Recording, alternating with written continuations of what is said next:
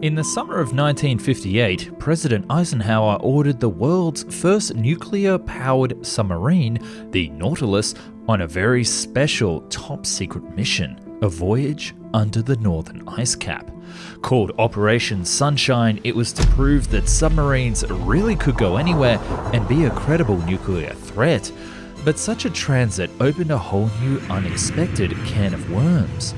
So why don't we have many cargo submarines? Join me below the sea as we explore the never-coming age of the cargo submarine.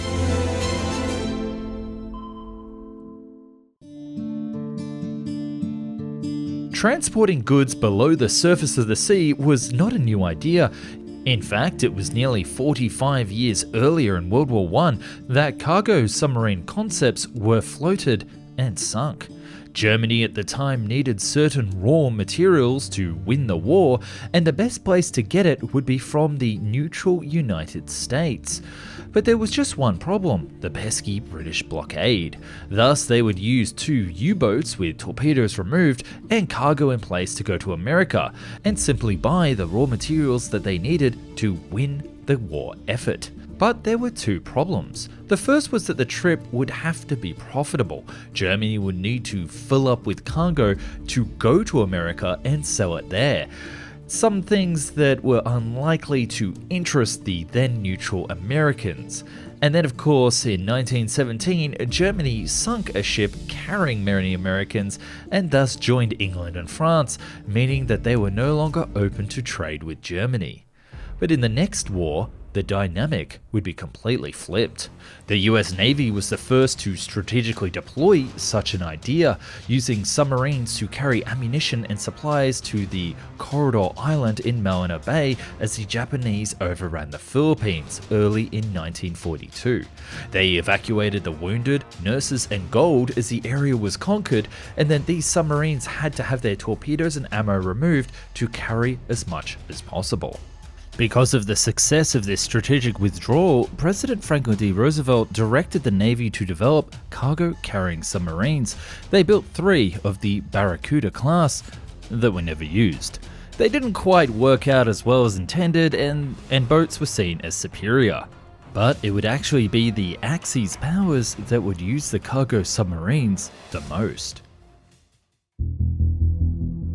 To supply the vast Nazi U-boat fleet, special cargo U-boats were converted that could refuel these attacking craft.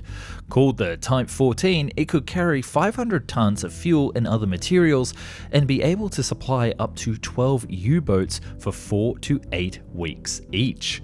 The plan worked successfully until it didn't. The cluster of 12 U-boats at one location was easily decoded by the Allies, and all the resupply submarines were destroyed. The Germans would have another crack at it, designing the Type 20 cargo submarine. This U-boat was to have a surface displacement of 2,700 tons and could carry 800 tons of cargo, all but 50 tons external to the pressure hull in special bags. It would not have any torpedoes, but it would have anti-aircraft cannons for self-defense during resupply. Like in World War I, their first job was to bring in supplies from Germany's ally in the east, but it was abandoned as the materials were sent to build more attack submarines. The Japanese in the Pacific also used cargo submarines for their many island bases as a way to resupply under the Allies' blockade, and they even used some to transport launchable aircraft. And you'll be delighted to know I've done a whole video on the submarine aircraft carriers that you can watch right now here on the channel. During World War II, the power of submarines was absolute and terrifying. The Lend-Lease program, which rescued Britain and Russia from the grips of the Nazis, relied on American-made weapons and goods being transported by the merchant fleet. A fleet of ships, mind you, that was constantly being harried by German submarine U-boats under the icy Atlantic. So why not simply flip the board on the Nazis and transport the goods by submarine instead of the ships? And that's exactly what some British people thought. You see, it became clear that Britain's sole advantage of being an island surrounded by sea was also a major flaw. Goods had to either be shipped in or flown in by then seaplanes. This made them prey to being surrounded and cut off from North America and Europe. And the solution, it seemed, was cargo submarines. After the war, the man at the time behind the push for cargo submarines was none other than Barnes Wallis, the inventor of the Vickers Swallow and the very famous dam-busting bomb that I just featured here on the channel.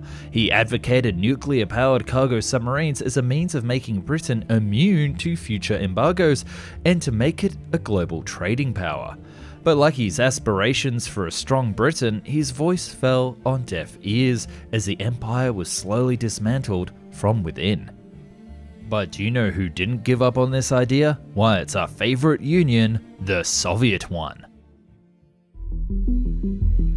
In the 1990s, the Malachite Design Bureau in St. Petersburg proposed submarines capable of transporting petroleum or freight containers in or through the Arctic regions.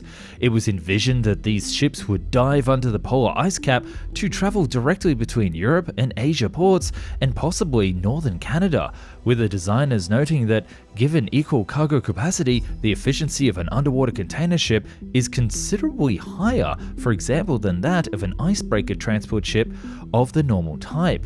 An underwater container is competitive.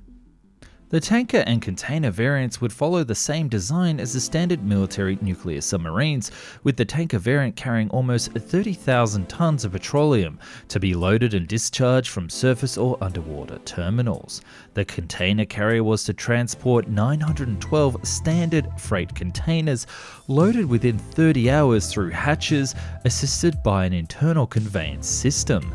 However, these plans came to nothing as the hard financial straits following the dissolution of the Soviet Union. As a side note, the USA also followed up with submarine tankers.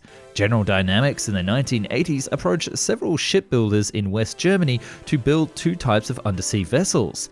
General Dynamics said that it had designed two versions of the tanker submarines, a 725 million nuclear-powered ship and a 700 million version powered by methane. Media at the time said while it did not have any orders yet, it had received enthusiastic responses to the plan. As we don't have them, you can imagine why. Years later, a similar design was proposed by the Rubin Design Bureau with the submarine cargo vessel as a civilian redesign of the famous Typhoon-class submarine from the Cold War. A submarine freight transport system was suggested in 1997 and is considered a seagoing component of the global intelligent transportation system. Of course, we know that today Russia needs everything that it can get military-wise, and the plan to retrofit old submarines for cargo operations never came to fruition. So the big question is, why don't we have cargo submarines today? Why does the concept always fail? Now, I know a bunch of you have already written the answer in the first 30 seconds of seeing this video, and I bet even some of you have clicked away before watching this part. So if you notice what I'm saying right now, then comment yellow submarine down below. Here's the raw fact. Submarines don't actually make a lot of commercial sense outside of military or illicit operations. The fact is, transporting goods on a large surface ship is ridiculously cheap.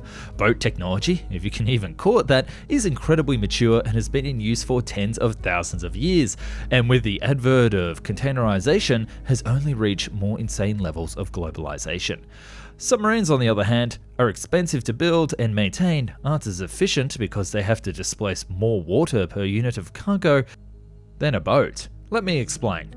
In order to dive and resurface, large portions of a submarine's space are devoted to ballast tanks that are filled up and drained of water.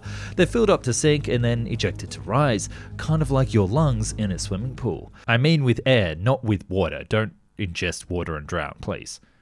And so that space on board is full of water, and it's not full of paying cargo. So no cargo company would invest top dollars in a cargo submarine that features much less room than a normal boat. In addition, the technology is far more expensive, and commercial operations of nuclear technology have been so far very limited outside of joint military operations. So without the nuclear power that makes a military sub make sense, the submarines would be less efficient than boats, carrying less cargo, and be more expensive. It's cheaper to load up a giant surface ship, insure it against storms, and just take the canals. And lastly, that whole ice cap thing under the surface that we pitched at the start of the video, well, global warming is taking care of that, so you don't need to worry. Unless, of course, you live next to the coast. But who's to say a new ice age won't bring this idea back? All I can say, watch this space. Thanks for watching.